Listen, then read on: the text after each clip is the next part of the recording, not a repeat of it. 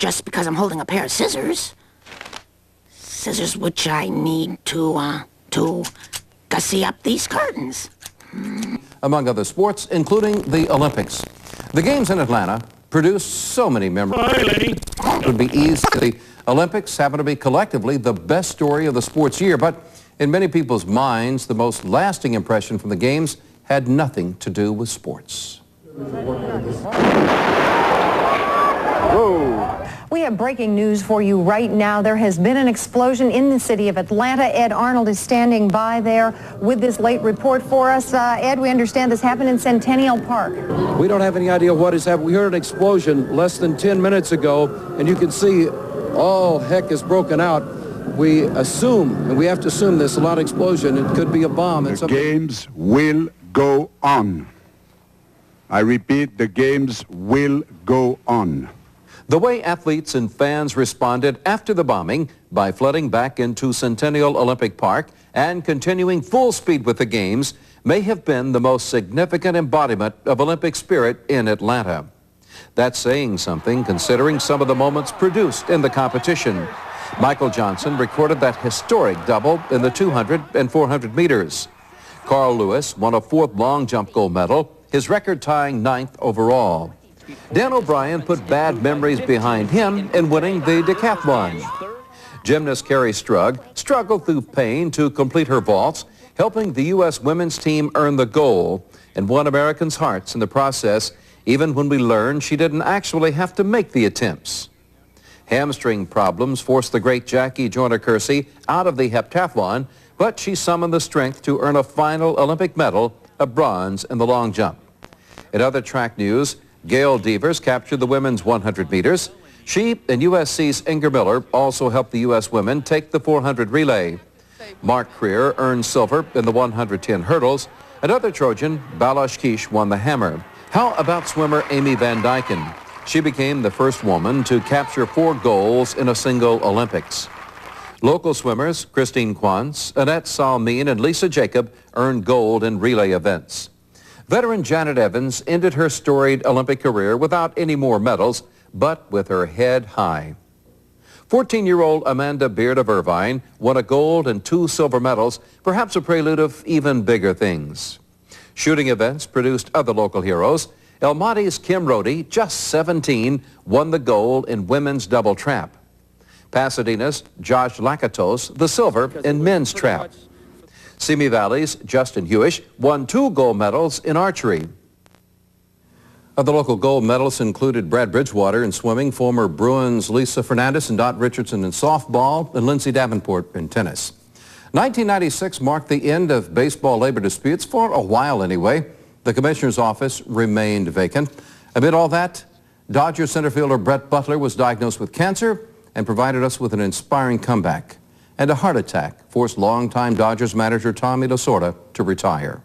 For me to be concerned about my heart, the doctors told me that I was okay, but yet by the same token there were other ramifications, and I decided that it was best for me and for the organization for me to step down as the manager of the Dodgers. Lasorda took over as Dodgers manager in 1977, and in his 20th season suffered a heart attack that forced him into retirement.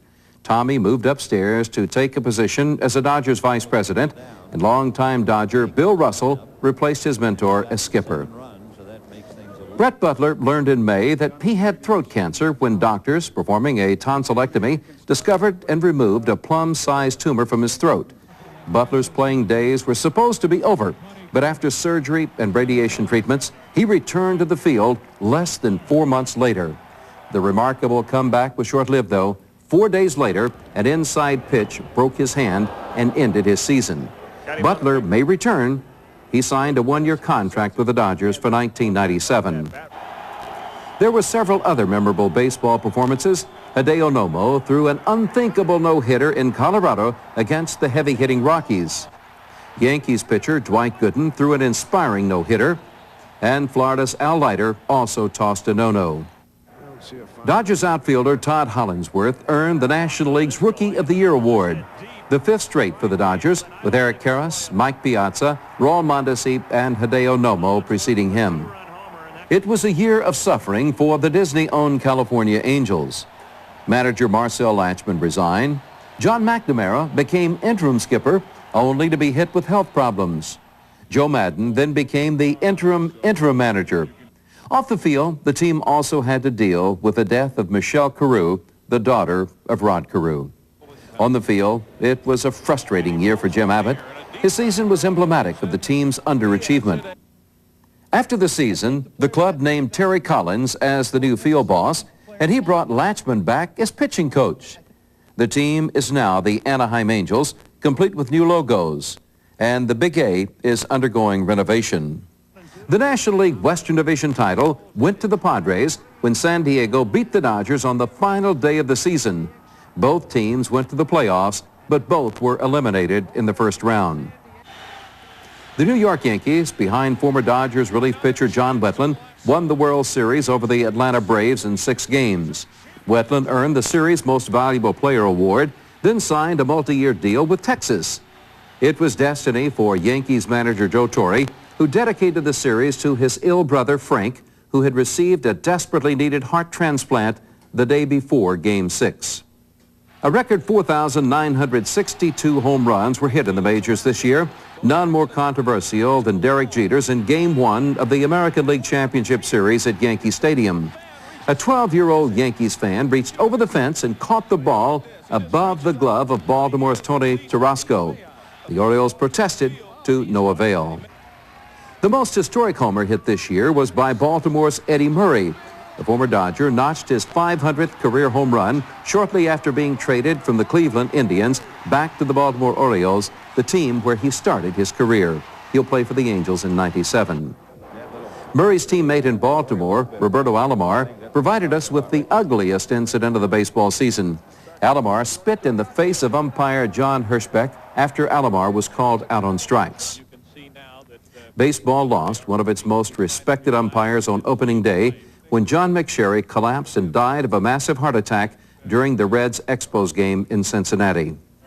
It was the end of an era for a number of players, including Kirby Puckett of the Twins and St. Louis shortstop Ozzie Smith. We'll take a quick break before turning to page 3 for the wrap-up of our look back at 1996. USC opened 1996 with a thrilling win over Northwestern in the Rose Bowl. But this past season found the Trojans searching for answers. There were signs of a very talented team, but also of inexperience. The season finished with 2 emotionally draining games, a disheartening 6th straight loss to UCLA, followed by an uplifting overtime win against Notre Dame, Troy's first over the Irish since 1982. UCLA, under first-year head coach Bob Toledo, had an off year, but ended on an up note with that thrilling double overtime win over SC. In the NFL, Dallas beat Pittsburgh 27-12 in the Super Bowl, thanks in large part to Larry Brown's 2 interceptions. Since then, the Cowboys managed to find their way back to the playoffs despite numerous off-the-field problems. Michael Irvin pleaded no contest to a drug charge, and the NFL suspended him for the first 5 games of the season. Now, he and teammate Eric Williams are facing other accusations. And Leon Lett, the Cowboys' top defensive lineman, was suspended for a year after he flunked an NFL drug test. The NHL season was agonizingly too familiar to hockey fans here in the Southland. The LA Kings failed to make the playoffs for the 3rd year in a row. Larry Robinson's team finished the season with a disappointing 24-40-18 record and a 6th-place finish in the Pacific Division. The big news was made off the ice. On February 27th, the great one, Wayne Gretzky, was dealt to the St. Louis Blues for 3 players and a couple of draft picks. Number 99 is now in a New York Rangers uniform. Down in Orange County, a late-season run by the Mighty Ducks was not good enough as Anaheim also failed to make the playoffs. But the season was highlighted by the emergence of the league's newest superstar, Paul Kariya. The second-year player finished with 108 points, thanks in part to the Ducks' trade for all-star Teemu Selanne from Winnipeg on February 7th. The Colorado Avalanche celebrated their first season in the Rocky Mountain State with a Stanley Cup championship. Before the 95-96 season, the team was known as the Quebec Nordique. And in September, the U.S. World Cup hockey team shocked the hockey world, and Canada in particular, with a stunning 5-2 win over our neighbors in the north to win the championship. Here's the latest, folks. Team USA.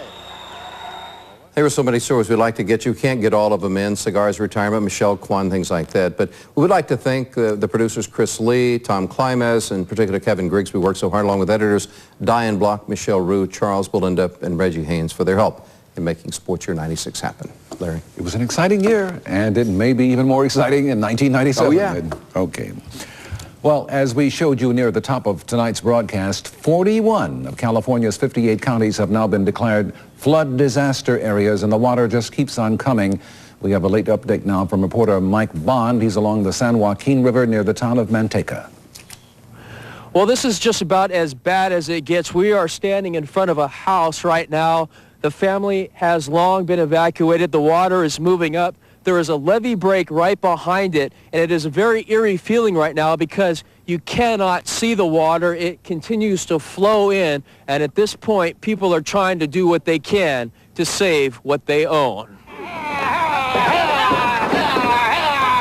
With the floodwater closing in, there wasn't a second to waste trying to evacuate 600 cows to higher ground.